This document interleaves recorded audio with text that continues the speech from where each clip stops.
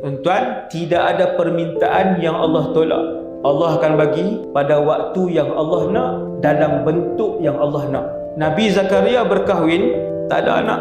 70 tahun Zakaria alaihissalam tak ada anak. Kita baru 15 kali. Sebab tu, tuan-tuan sekalian, muslimin muslimat sekalian, baca kisah para rasul. 70 tahun angkat tangan. Ya Allah, tak ada anak lagi, ya Allah. Rasul.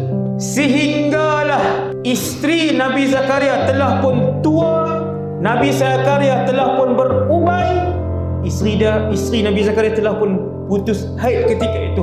Nabi Zakaria masih mengangkat tangan, sedangkan tangan satu lagi memegang tongkat kerana tak mampu nak berjalan laju dah.